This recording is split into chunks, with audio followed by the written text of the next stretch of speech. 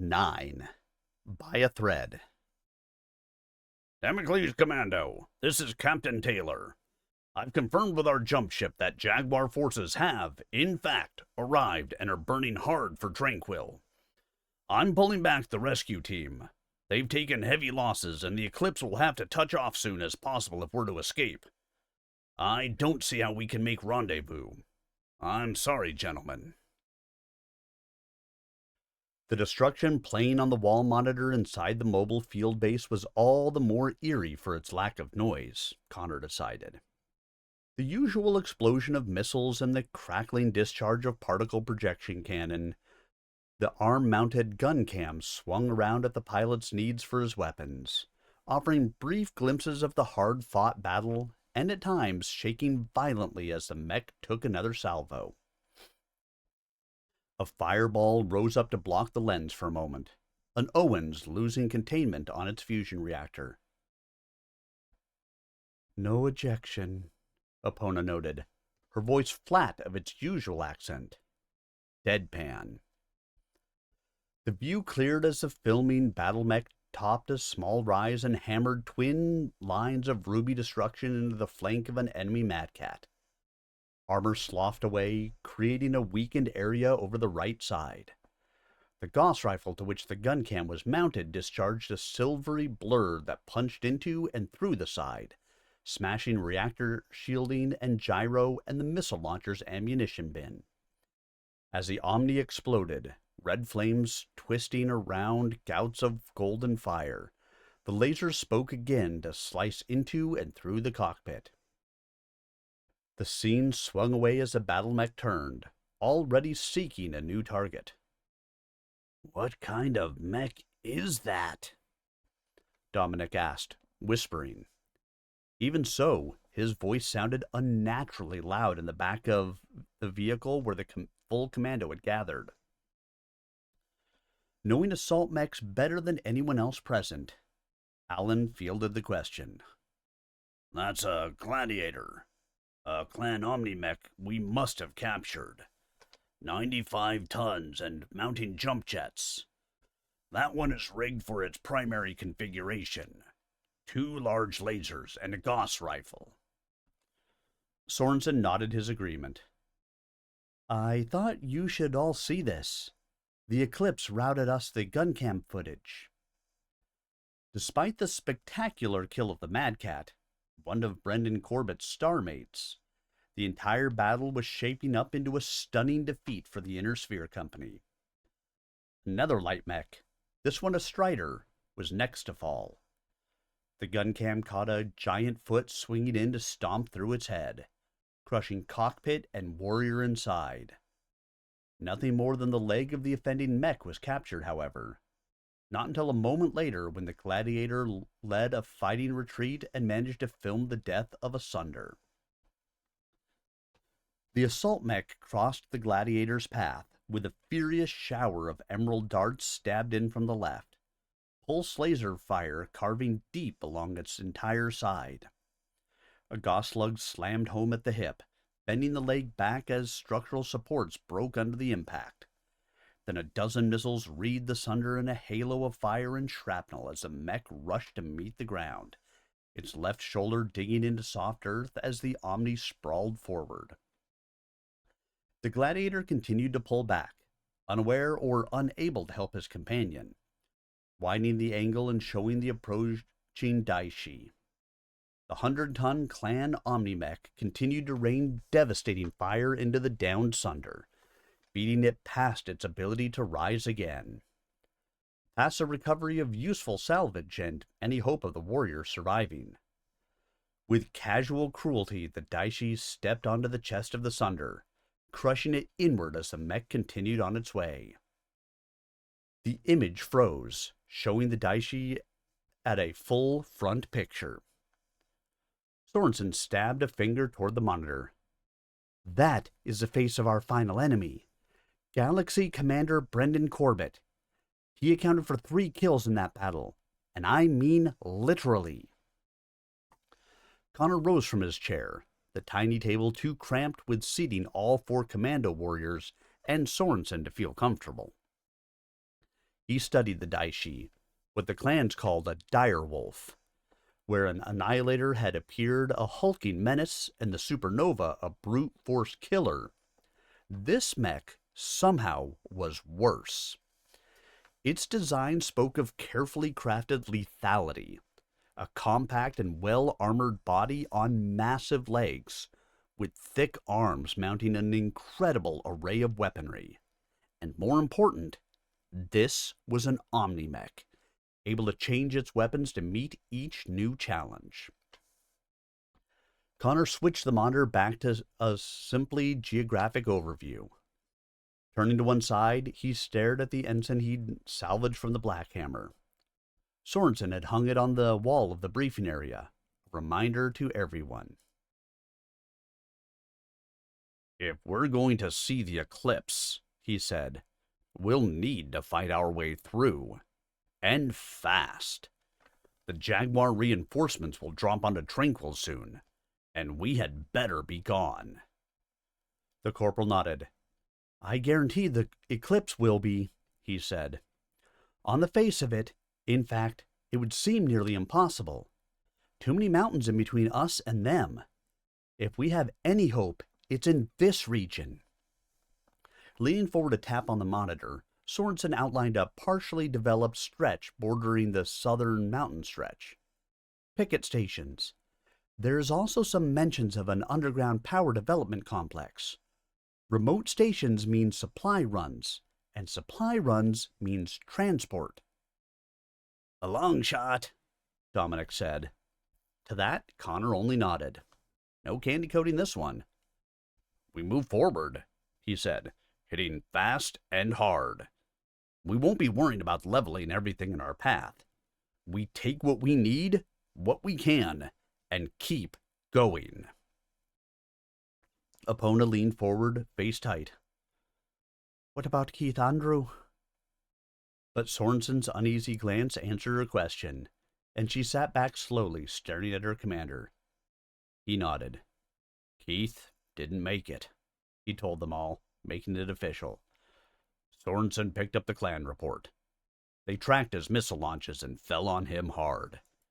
He didn't survive. A pause as he swallowed, hard.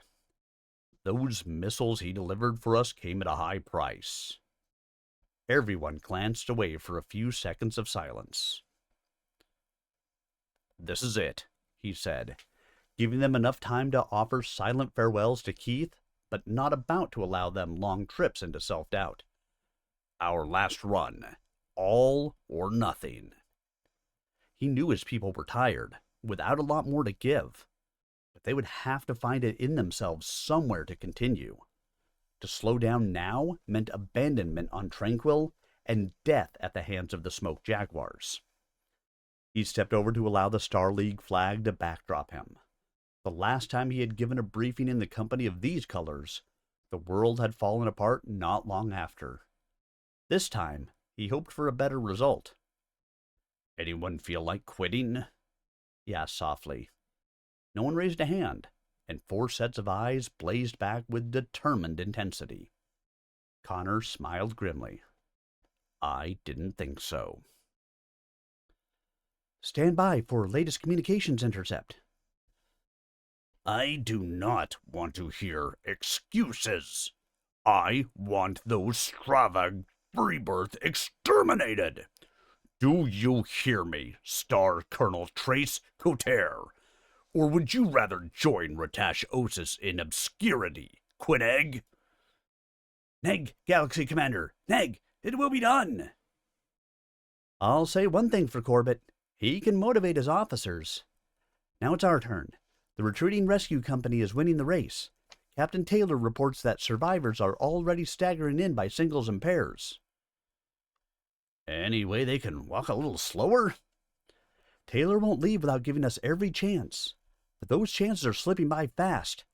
I won't deny that we need a bit of luck." "Here's hoping we can make some." With supplies low on long-range missiles, Connor Sinclair had reconfigured his Madcat for a pair of particle projection cannons in the arms and streak SRM launchers riding over each shoulder. The Omni ran hotter than usual. There was no denying the PPCs packed a harder punch than lasers. Now the blue-white lightning crackled out in twin whips, one drawing a molten-tinged wheel across the retreating Orion's undamaged leg, while his second cut away the left arm which housed the other mech's LRM launcher. Epona's avatar ignored the vulture which accompanied the Orion in retreat, allowing it to limp away as she turned her weapons against Connor's target. Her autocannons fragmenting rounds sanded away armor. Then she punched 2 medium pulse lasers into the Orion's head, bringing it down for good. The 75-ton mech slowly crashed to the ground, almost in the shadow of a burning Striker vehicle that roiled thick, greasy smoke into a pale sky. The vulture speared back a single ruby beam, which missed wide of the Mad Cat, and then limped at its best speed for the protection of a rocky outcropping which extended from the hills to the south. Setting his crosshairs over the vulture's outline, Connor held off firing as he gave his Mad Cat a few extra precious seconds to dissipate heat. He swallowed dryly, the cockpit's oven-like atmosphere wrenching the moisture from him, and surveyed the battlefield. A few hundred meters back, Alan Sunder and Dominic's Thor circled around a limping Annihilator, the 100-ton mech already minus 1 arm and 1 autocannon on the remaining limb ruined past the point of use. That fight wouldn't last much longer, not enough for him to worry about his mech warriors. In the deeper backfield, 2 field bases worked to salvage what they could from the supply base the Commando had captured. Sorensen's vehicle had rolled forward to stay with the forward warrior, should they need an emergency field repair. Wary of separating his team by too much, still Connor followed Epona in chasing the vulture. Sorensen kept pace. And on the next exchange he followed up Epona's salvo, a PPC and a flight of missiles scoring through the gaps she tore into the vulture's rear armor. The energy lance blew into and through one of the vulture's ammunition bins, rupturing the case storage system and detonating its supply of missiles. The vulture fell, its right side blowing into shrapnel and charred Myanmar.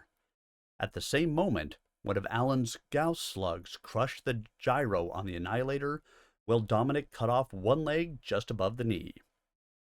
The assault mech fell. No hope of getting back up, but certainly salvageable. Then Sorensen rode in on the Commando's common channel, excitement coloring his voice. "Check your targeting computers. We have a shuttle sitting on the landing pad.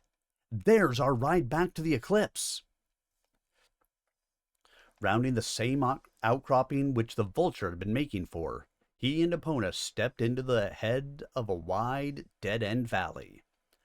The computer painted new threat icons onto his heads-up display, but at their range, he worried less about them for the shuttle displayed on one auxiliary screen. Nowhere near the size to transport battle mechs, still, it could ferry the warriors back to the Eclipse. Connor would trade 4 mechs and the field bases for his warriors' safety. The Smoke Jaguars, however, also knew the importance of the shuttle. As Dominic and Alan hurried up from the backfield, static-laced voices argued over the comm system. "Enemy sighted! Get that shuttle airborne!" Star Colonel Trace Coterre. Connor recognized his voice from earlier transmission intercepts. 2 Annihilators and a double handful of elementals moved to screen the shuttle's launch pad. Trying to draw fire, Connor decided. He ignored them for now, instead settling his targeting reticule over the outline of an Annihilator and stabbing out with his particle projection cannon. The lead Annihilator rocked back as one of Connor's energy whips flayed away a ton of armor from over its heart.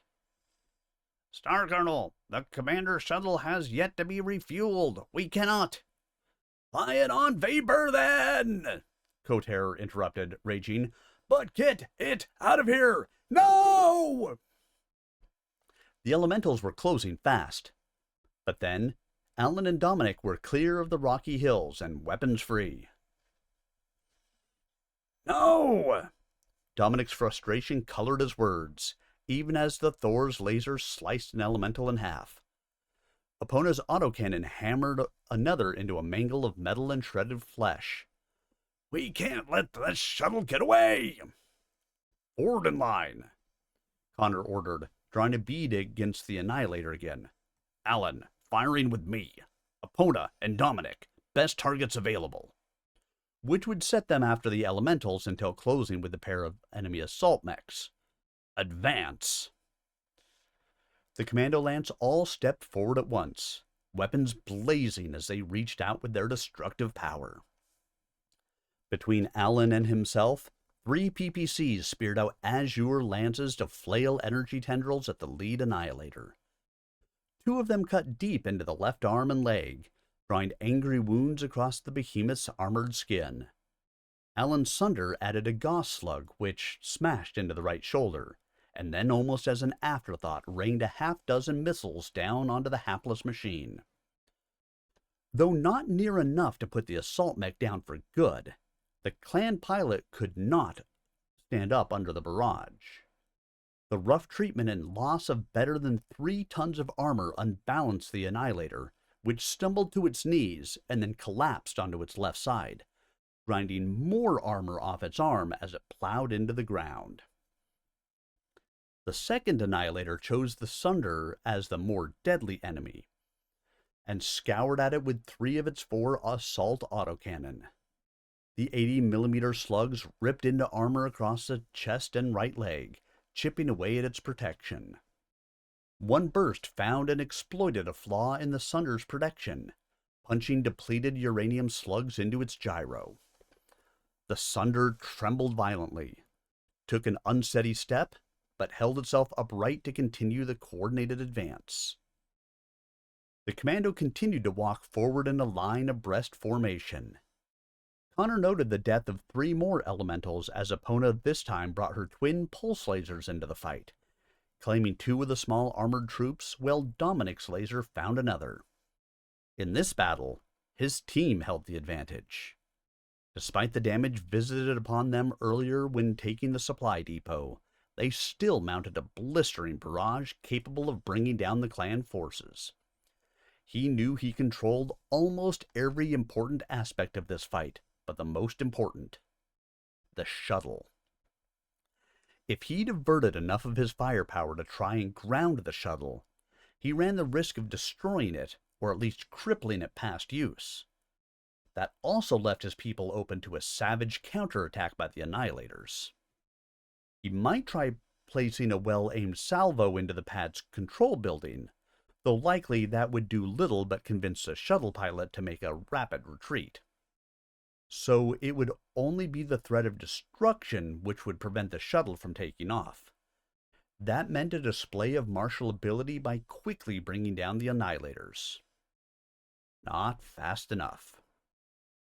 On the next exchange of weapons fire, Alan Sunder went down under the concentrated autocannon fire of both Annihilators.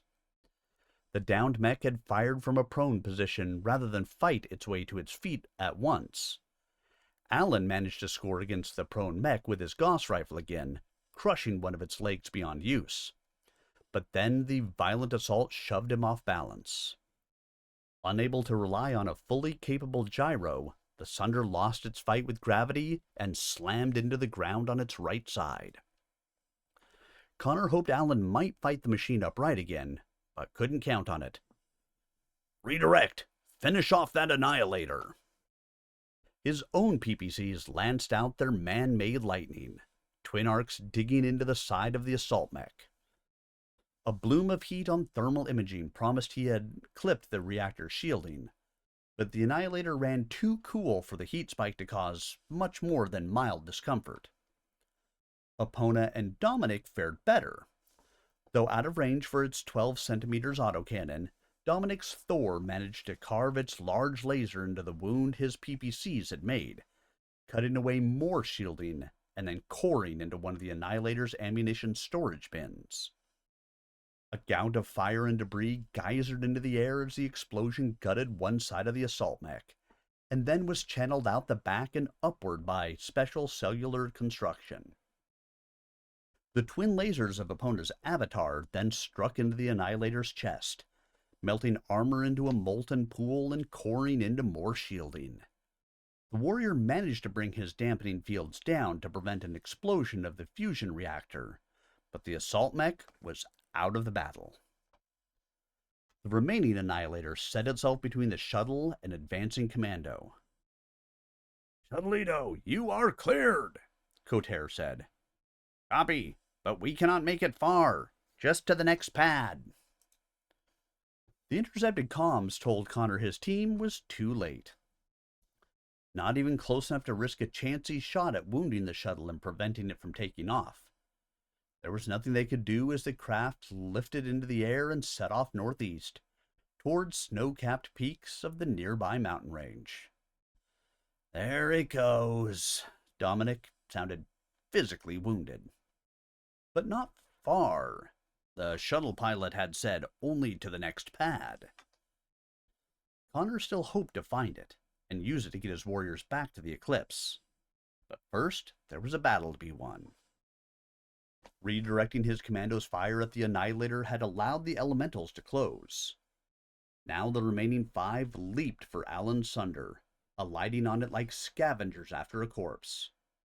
Their suit claws ripped open armor enough for the small lasers they carried to pump energy into vital equipment. 2 of them launched missiles from the shoulder pack they wore, slamming into the Sunder's head. The assault Omni collapsed again. It struggled to rise, undercut by the swarm of attack. "Epona, clear those elementals off Alan. Dominic, with me." The line broke apart as Epona held her avatar back, and the Mad Cat and Thor raced forward. Connor edged out in front, hoping to draw the Star Colonel's fire. Trace Cotere bit at the lure, hammering at the onrushing Omnimech with all autocannon. 2 parallel lines of destruction were stitched across Connor's chest, peeling away the last of his armor protection, but finding no critical components. The other 2 hammered into his mech's right arm, blasting away the final fragments of protection and chewing through the titanium substructure. 1 PPC smashed to the ground, robbing him of a major weapon.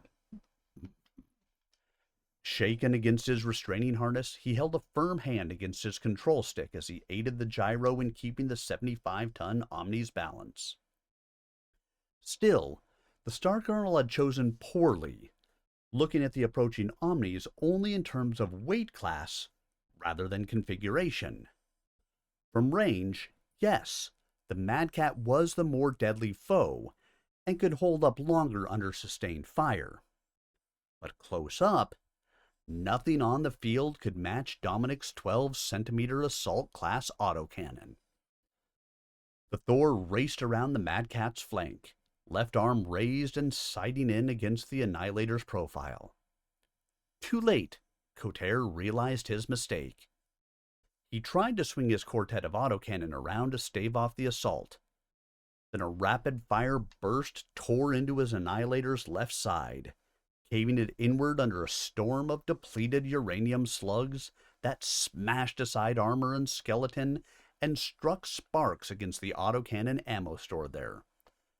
The missiles did not detonate, though they remained vulnerable. A flight of SRMs from Connor's Mad Cat failed to find the breach, though 2 exploded against the head of the Annihilator. His remaining PPCs scarred the assault mech's left leg, sloughing away a ton of armor protection. He imagined the pounding Cotere must have taken in his cockpit, but Trace Cotere held his mech to its feet through force of will and an impressive touch on his controls. "No! I refuse to admit defeat." The Star Colonel obviously spoke for his own benefit, with no starmates left on the field. "Not at the hands of Inner Sphere Surats." The Star Colonel would not make the same mistake again. 4 autocannons spat out lethal streams to hammer at the Thor, 2 with regular armor-piercing rounds, and 2 with fragmenting cluster ammunition. Dominic had come through this battle in fairly good shape so far, but still, his Thor's armor protection was nowhere near its best. The depleted uranium slugs smashed aside the last of his protection over both legs, exposing the skeleton framework and critical components to the devastating hail of shrapnel which followed. High-velocity fragments cut into actuators and caused one hip joint to bind. The Thor shuddered, stumbled, and almost kept upright. But the damage to the legs was too much, even with Dominic fighting to compensate. The Omni toppled over backward, slamming down against the ground with its left leg twisted beneath it. The left foot broke off at the ankle, stressed past the point of forgiveness. Then it was Connor's turn. The Mad Cat's remaining PPC whipped destructive energy across the Annihilator's chest, opening up new rents in Coterre's protection. Then 4 SRM launchers speared out with full flights, thundering 24 of the hard-hitting missiles into the Annihilator's profile. 2 more found the head, gouging at the armor and punishing Coterre by shaking the head violently. 7 of them grouped into the left leg, smashing aside the last of its armor and ruining 2 actuators. The rest scattered widely across the chest of the Battletech, at least half a dozen finding gaps in the protective armor skin to explode against the titanium skeleton, engine shielding, and the luckless missile bin which Dominic had exposed earlier. Tongues of flame licked out of several rents as engine shielding was lost. Then the missiles began to cook off, first singly, and then in pairs, before the entire collection finally gave way in one thunderous detonation. "Cannot believe!" Coterre's words were lost in bursts of static and the thunderclap detonation which destroyed the Annihilator. "Let him refuse to believe," Sorensen said in the silence which followed. "Doesn't make him any less dead." The field-based vehicles had all gathered at the valley's head.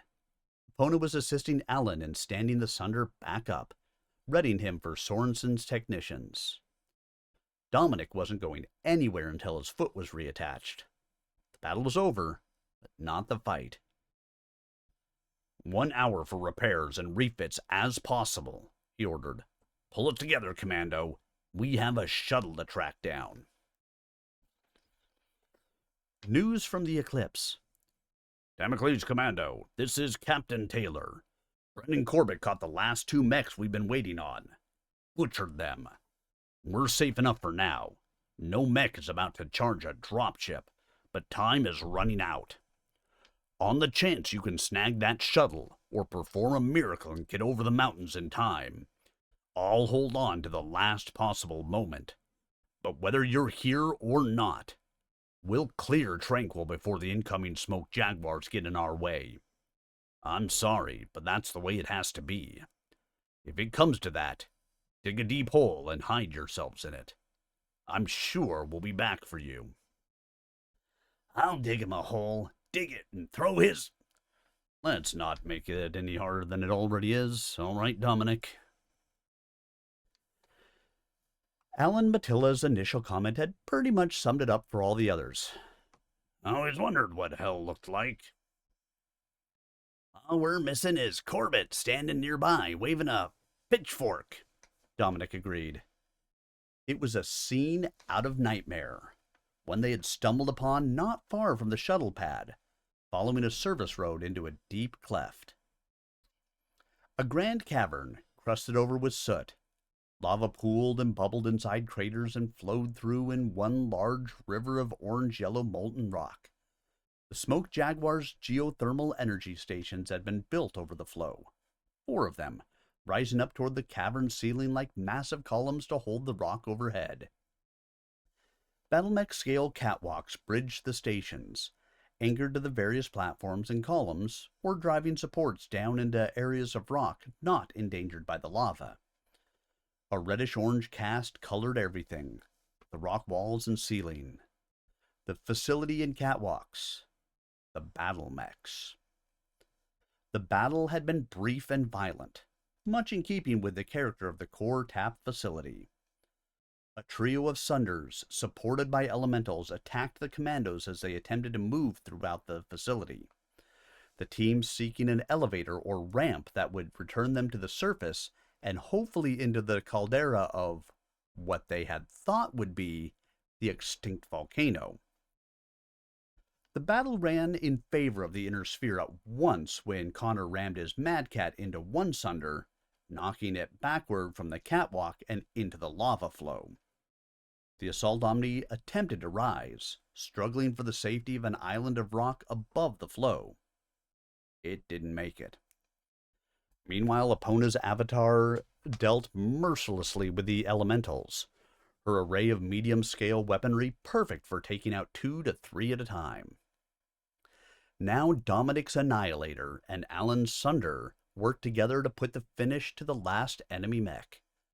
The Annihilator tore away armor from an enemy Sunder, exposing its internal components to Alan's weapons. When the gyro and engine shielding went at once, the Jaguar warrior punched out barely ahead of the explosion, which ripped his Omni to scrap.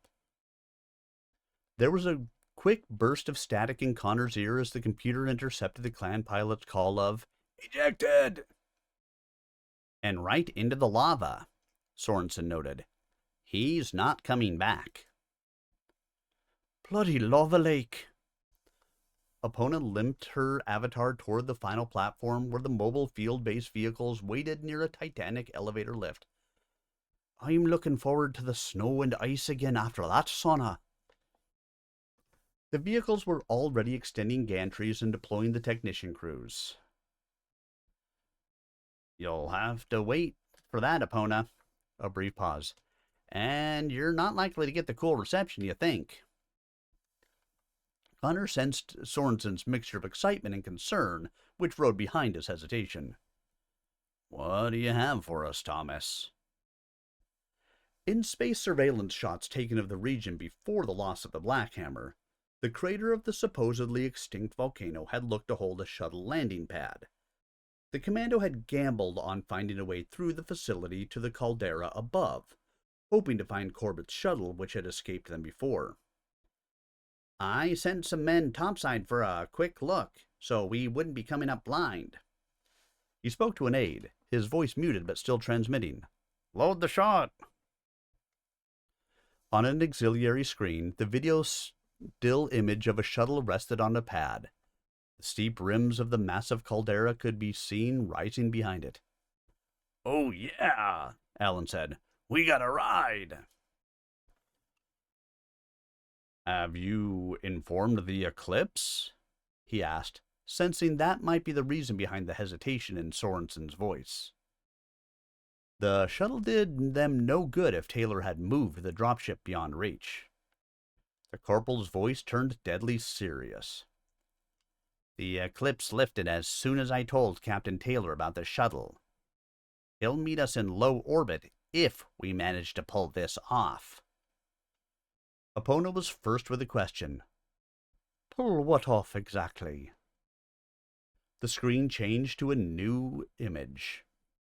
A Daishi, caught in mid-stride with weapons blazing as it stepped on a fallen enemy. He recognized a shot from the gun cam footage the commando had watched earlier, of Corbett's victory over the rescue team from the Eclipse. A sinking sensation hollowed out his stomach. "He's here," Sorensen said with heavy voice, validating his fear. "Up in the caldera. We picked up an open broadcast set on a repeating transmission. Relaying now." "This is Galaxy Commander Brendan Corbett of Clan Smoke Jaguar." His voice was cold, yet still managed to deliver a feeling of self-importance. If the message were not so hostile, Connor might have called it pomp. "I and my warriors await you in the caldera. It shall be our circle of equals. Though you hardly rate the honor, I am left with no further time to deal with freebirth vermin. My clan arrives, and you may not be left alive to stain the soil with your presence. Claim the shuttle if you can, but I promise that I shall deal with you as I have all others who sought to stand against me and the rebirth of the Smoke Jaguars. Stand and fight, or be hunted like the surats you are, but you will not survive this day.